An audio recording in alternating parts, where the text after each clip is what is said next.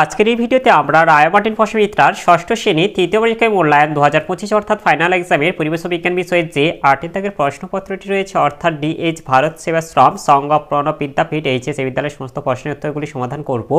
প্রশ্নপত্র সমাধান করার আগে বলে দিই, আমার পরবর্তী ভিডিওগুলি বানাতে অনুপ্রাণিত করার জন্য চ্যানেলটিকে অবশ্যই সাবস্ক্রাইব করে নেবে এবং এই ভিডিওটি যদি তোমাদের ভালো লেগে থাকে তাহলে ভিডিওটিকে লাইক কমেন্ট ও শেয়ার করে দেবে। প্রথমে তোমাদের ফিজিক্যাল সায়েন্সে একে দাগে আছে সঠিক উত্তরটি নির্বাচন করো। একে আছে সোনা, রূপো, অ্যালুমিনিয়াম, গন্ধক, দস্তা, নাইট্রোজেন, অক্সিজেন। এই সারণীটিতে অধাতুর সংখ্যা হলো এটা 3টি। এরপরে 2 আছে বিই, যে মৌলটির চিহ্ন সেটি হলো এটা বেরিলিয়াম। এরপরে 3 আছে কোনো মৌলের একটি পরমাণু যত সংখ্যক এইচ পরমাণুর সঙ্গে যুক্ত হয়ে যৌগ গঠন করে সেই সংখ্যাকে বলা হয় মৌলের যোজ্যতা। এরপরে 4 আছে বেগ রাশিটি সঠিকভাবে কোন সম্পর্কটি দ্বারা বোঝানো হয়, এটা দৈর্ঘ্য ভাজিত সময়। এরপরে 5টা আছে আর্ক অক্সিনোমিটার যন্ত্র দিয়ে পরিমাপ করা হয়, এটা উদ্ভিদের বৃদ্ধি পরিমাপ। এরপরে 6 ডেকামিটার এককের চিহ্ন হলো এটা ডিএম। এরপরে 7 তরলের মসৃণতা যত বেশি হয় এটা ঘর্ষণ তত কম হয়। এরপরে 8 আছে প্রদত্তগুলির মধ্যে কোনটি নবীকরণযোগ্য শক্তির উৎস, এটা জৈব গ্যাস। এরপরে 9 ট্রপিক লেভেল হলো এটা খাদ্য পিরামিডের একটা ধাপ। এরপরে 10 আছে যে বিন্দুকে কেন্দ্র করে লেবার অবাধে ঘুরতে পারে সেই বিন্দুটি হলো এটা আলম্ব। এরপরে 11 আছে চক্র ও অক্ষদণ্ড এর ঘূর্ণন অক্ষ এটা সর্বদা স্থির। এরপরে 12 আছে নততল যত হেলানো হয় তার যান্ত্রিক সুবিধা তত বাড়ে। এরপরে 2 দিকে আছে নির্দেশ অনুযায়ী নিচের প্রশ্নগুলির উত্তর দাও যে কোনো 8টি। 1 আছে মানুষের হাতের অগ্রভাগ কোন শ্রেণীর লিভার, এটা তৃতীয় শ্রেণীর লিভার। এরপর 2 আছে হাইড্রোজেন সালফাইডের সংকেত লেখো, এটা H2S। এরপরে 3 আছে কলম কি ধরনের যন্ত্রের উদাহরণ, এটা সরল যন্ত্রের উদাহরণ। এরপরে 4 আছে রামু টেবিলের উপর রাখা বিজ্ঞান বইটা সুনন্দার দিকে ঠেলে দিল, এক্ষেত্রে ঘর্ষণ বলের দিক নির্দেশ করো। এর উত্তরটি হলো এই যে এটা টেবিলের তল ও বইয়ের পার্শ্বতলের মধ্যে এটা হচ্ছে তলের মধ্যে ঘর্ষণ বল কাজ করছে, আর ঘর্ষণ বলের দিকটা এটা হবে সুনন্দার দিক থেকে, এটা হবে তোমাদের এখানটা যে নামটা দেওয়া আছে অর্থাৎ রামু, সুনন্দার দিক থেকে আর রামুর দিকে। এরপরে 5 আছে প্রমাণ মিটার মাপার সময় উষ্ণতা কত রাখা হয়, এটা 0 ডিগ্রি সেলসিয়াস। এরপরে 6 শূন্যস্থান পূরণ করো, এটা তৃতীয় শ্রেণীর লিভারে যান্ত্রিক সুবিধা 1 অপেক্ষা কম। এরপরে 7 এসআইতে আলোর তীব্রতার একক এটা ক্যান্ডেলা। এরপর 8 আছে শূন্যস্থান পূরণ করো, ওজন হলো এক ধরনের এটা বল। এরপরে 9 আছে একটি তাপের সুপরিবাহী অধাতুর উদাহরণ দাও, এটা গ্রাফাইট। এরপরে 10 আছে জলের তড়িৎ বিশ্লেষণে ক্যাথোডে কি গ্যাস উৎপন্ন হয়, এটা হাইড্রোজেন গ্যাস। এরপরে 3 দাগে আছে একটি বা দুটি বাক্যে উত্তর দাও যে কোনো 4টি। 1 আছে দ্রবণকে মিশ্র পদার্থ বলা হয় কেন, এর উত্তরটি হলো এই যে দ্রবণ যৌগিক পদার্থ নয় মিশ্র পদার্থ, কারণ এক দ্রবণ থেকে উপাদানগুলিকে খুব সহজে ভৌত উপায়ে পৃথক করা সম্ভব, কিন্তু দ্রবণ যৌগিক পদার্থ হলে তা সম্ভব হতো না। এরপর 2 আছে যৌগিক পদার্থের মধ্যে উপাদানগুলি ধর্ম বজায় থাকে না, কিন্তু দ্রবণের মধ্যে ওর উপাদানগুলির ধর্ম বজায় থাকে। এরপর 3 আছে যৌগিক পদার্থ উৎপন্ন হওয়ার সময় তাপ শোষিত বা তাপের উদ্ভব হবে, কয়েকটি ক্ষেত্র ছাড়া দ্রবণ প্রস্তুতির সময় তাপ শোষিত বা তাপের উদ্ভব হয় না। এরপরে 4 আছে যৌগিক পদার্থের ক্ষেত্রে ওর উপাদানগুলির আপেক্ষিক পরিমাণ কখনো পরিবর্তন করা যায় না, দ্রবণের ক্ষেত্রে একটি নির্দিষ্ট সীমা পর্যন্ত উপাদানগুলির আপেক্ষিক পরিমাণ পরিবর্তিত করা যায়। এরপরে 2 আছে 1 বালতি জলে স্থিতিশক্তি কিভাবে বাড়ানো হয়, এটি তোমাদের বইয়ের পৃষ্ঠায় আছে, তোমরা দেখে নেবে। এরপরে এটা হচ্ছে দ্বিতীয় শ্রেণীর লিভারের একটি উদাহরণ দাও। এটা হবে জাতি হবে। এরপরে আছে মুখের চোয়াল কোন শ্রেণীর লিভার? এটা হবে তৃতীয় শ্রেণীর লিভার। এরপর 4 আছে লব্ধ একক কাকে বলে? উদাহরণ দাও। এর উত্তরটি হলো লব্ধ একক সমজাতীয় বা ভিন্ন জাতীয় এক বা একাধিক প্রাথমিক এককগুলির সমন্বয় ঘটিয়ে যে এককগুলি গঠন করা হয় তাকে লব্ধ একক বলে। উদাহরণ লব্ধ রাশিসমূহ অর্থাৎ বেগ, ত্বরণ, বল, কার্য, ভরবেগ ইত্যাদির একক। এরপরে 5 আছে PH3 এর রাসায়নিক নাম কি? এটা হবে ফসফিন। এরপরে আছে সবচেয়ে কঠিন মৌলিক পদার্থ কোনটি? এটা হবে হিরে। এরপরে চারিদিকে আছে নিচের প্রশ্নগুলি 3-4টি বাক্যে উত্তর দাও যে কোনো 4টি। একে আছে একটি প্রথম শ্রেণীর লিভারের চিত্র অঙ্কন করে 3টি অংশ চিহ্নিত করো। এর উত্তরটি হলো এই যে তোমরা এই চিত্রটা অঙ্কন করে দেবে। এই যে প্রথম শ্রেণীর লিভার যেটা লেখা আছে এখানে প্রথম বি বিন্দুতে যেটা হচ্ছে বাধা কাজ করছে এবং সি বিন্দুতে আলম্ব এবং এ বিন্দুতে হচ্ছে বল কাজ করছে। তোমরা এভাবে চিত্রটা অঙ্কন করে দেবে এবং নানান অংশগুলো চিহ্নিতকরণ করে দেবে। এরপরে 2 আছে প্রদত্ত ঘটনাগুলিতে কোন শক্তি কোন শক্তিতে রূপান্তরিত হয় লেখো। প্রথমে আছে ইলেকট্রিক ইস্ত্রি চালু করা হলো, এটা হবে তড়িৎ শক্তি থেকে তাপ শক্তিতে রূপান্তরিত হচ্ছে। এরপর আছে বিতে পোড়া চুনের মধ্যে জল ঢালা হলো, এখানে হচ্ছে রাসায়নিক শক্তি থেকে তাপ শক্তিতে রূপান্তরিত হবে। এরপর সিতে আছে চুম্বক লোহার পেরেককে আকর্ষণ করলো, এটা হবে চৌম্বক শক্তি থেকে যান্ত্রিক শক্তিতে রূপান্তরিত হবে। এরপর 3 আছে প্রদত্ত যৌগগুলির সংকেত লেখো। এতে এটা হচ্ছে সালফার ডাইঅক্সাইড, এটা হবে SO2। এরপরে বিতে আছে কার্বন মনোক্সাইড, এটা হবে CO। এরপরে সিতে আছে ম্যাগনেসিয়াম অক্সাইড, এটা হবে MgO। এরপরে 4 আছে আশ্রাবণ ও পরিশ্রাবণের পার্থক্য লেখো। এরপর হচ্ছে কেলাসন পদ্ধতিতে পৃথক করা যায় এমন একটি পদার্থের নাম লেখো, যেমন হচ্ছে লবণ। আর এর আগের প্রশ্ন উত্তরটি হলো এই যে আশ্রাবণ এবং পরিশ্রাবণ সংজ্ঞা তরলে অদ্রাব্য ভাসমান কঠিন পদার্থের সূক্ষ্ম কণাগুলিকে তরলের নিচের অংশে থিতিয়ে উপরে পরিষ্কার তরলকে অন্য পাত্রে ঢেলে পৃথক করার পদ্ধতিকে আশ্রাবণ বলে। এটা আছে তরলে অদ্রাব্য কঠিন পদার্থের সূক্ষ্ম কণাকে ফিল্টার পেপারের সাহায্যে ছেঁকে পৃথক করার পদ্ধতিকে পরিশ্রাবণ বলে। 2 কণার প্রকৃতি আশ্রাবণে তরলে অদ্রাব্য কঠিন পদার্থের কণাগুলি অপেক্ষাকৃত ভারী হবে, পরিশ্রাবণে তরলে অদ্রাব্য কঠিন পদার্থের কণাগুলি ভারী এবং হালকা দুরকমই হতে পারে।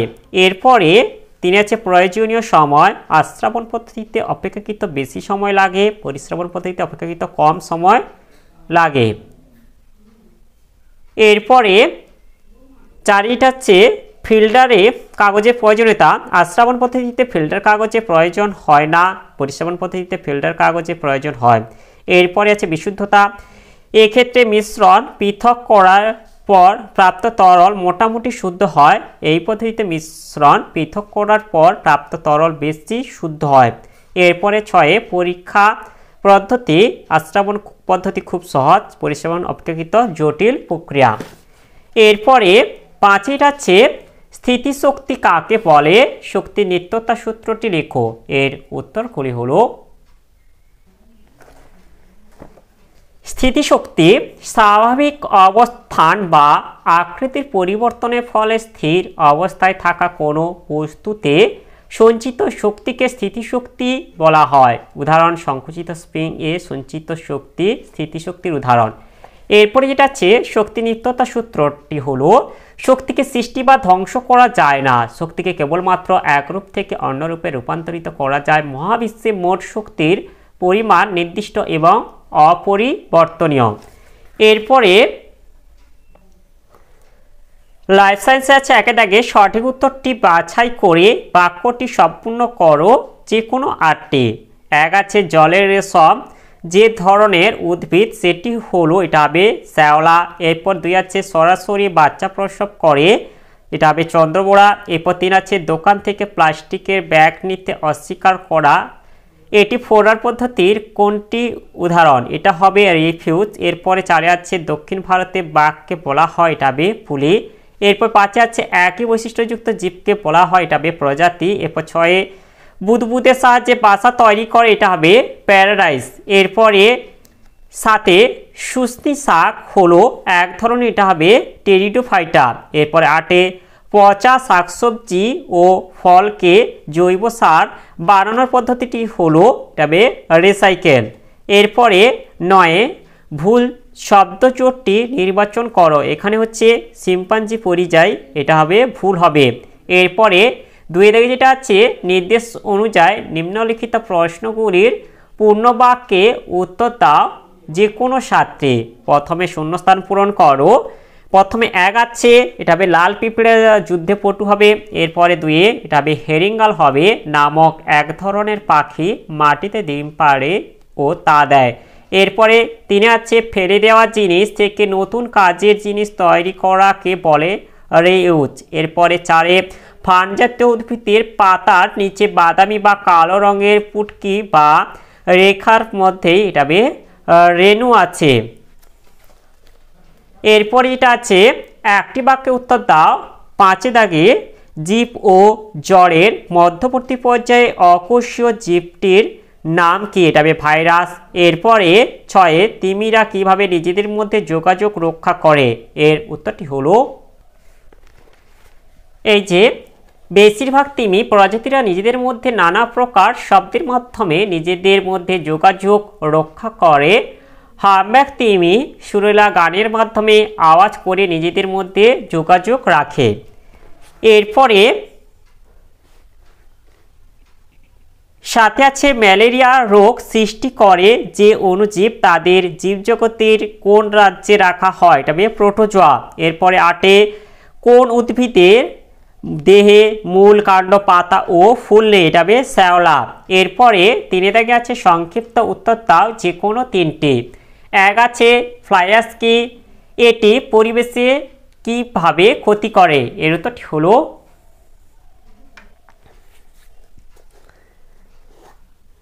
প্রধানত তাপবিদ্যুৎ কেন্দ্রে কয়লা পুড়ে যে সূক্ষ্ম ছাই উৎপন্ন হয় তাকে ফ্লাইয়াস বলে। এগুলি বাতাসে মিশে বায়ু দূষণ ঘটায়, বড় বড় গাছের পাতা জমা হয়ে খাদ্য উৎপাদন পদ্ধতি ব্যাহত করে, কলকারখানার আশপাশের কৃষি জমির ওপর ছড়িয়ে পড়ে, ফসল উৎপাদনের হার কমিয়ে দেয়। এরপরে 2 আছে ফ্লিপার কি? কিভাবে এটি সৃষ্টি হয়েছে? এর উত্তরটি হলো আমরা এখান থেকে বলে দেব তিমির পূর্বপুরুষ স্থলে বাস করত। জলে জীবনে মানিয়ে নেওয়ার জন্য এদের দেহের কতগুলি পরিবর্তন হয়। এই পরিবর্তনকে গৌণ অভিযোজন বলে। এদের হাত দুটি ফ্লিপারে পরিণত হয় এবং পিছনের পা দুটি লোপ পায়। এদের লেজ থাকে, অর্থাৎ বলবে যে তিমির সাঁতার কাটার অঙ্গ হলো ফ্লিপার, আর এটি হচ্ছে এদের দুটি হাত পরিবর্তন হয়ে এটা হবে ফ্লিপারে পরিবর্তিত হয়েছে। এরপরে 3 তারা মাছে অনুপস্থিত কিন্তু রুই মাছে উপস্থিত মৎস্য শ্রেণীর 2টি বৈশিষ্ট্য উল্লেখ করো। এর উত্তরটি হলো এই যে তারা মাছে অনুপস্থিত কিন্তু রুই মাছে উপস্থিত এমন 2টি বৈশিষ্ট্য হলো 1 রুই মাছের দেহ মাকু আকৃতির ও পিচ্ছিল আঁশ দ্বারা আবৃত থাকে। 2 রুই মাছের গমন অঙ্গ হলো পাখনা। এরপরে 4 আছে পার্থক্য লেখো যে কোনো একটি। এতে আছে একবীজপত্রী উদ্ভিদ ও দ্বিবীজপত্রী উদ্ভিদ। এই যে একবীজপত্রী উদ্ভিদ ও দ্বিবীজপত্রী উদ্ভিদ বিষয় 1 হচ্ছে কাণ্ড। এদের কাণ্ড সাধারণত শাখাবিহীন ও বিরুৎ জাতীয় হয়, আর এটা এদের কাণ্ড সাধারণত শাখা প্রশাখাযুক্ত বিরুৎ গুল্ম ও বৃক্ষ জাতীয় হয়। এরপরে এটা হচ্ছে 2 পাতা শ্রেণীবিন্যাস শিরাবিন্যাস। এটা হবে পাতায় সমান্তরাল শিরাবিন্যাস থাকে, এটা পাতায় জালিকা আকার শিরাবিন্যাস দেখা যায়। এরপরে 3 আছে বীজপত্রের সংখ্যা। বীজে একটি মাত্র বীজপত্র থাকে, এটা বীজের 2টি বীজপত্র থাকে। এরপর 4 আছে মূলতন্ত্র। অস্থানিক প্রকৃতির গুচ্ছমূল থাকে, তবে স্থানিক প্রকৃতির প্রধান মূল থাকে। এরপর উদাহরণ ধান, গম ইত্যাদি, তবে মটর, ছোলা ইত্যাদি।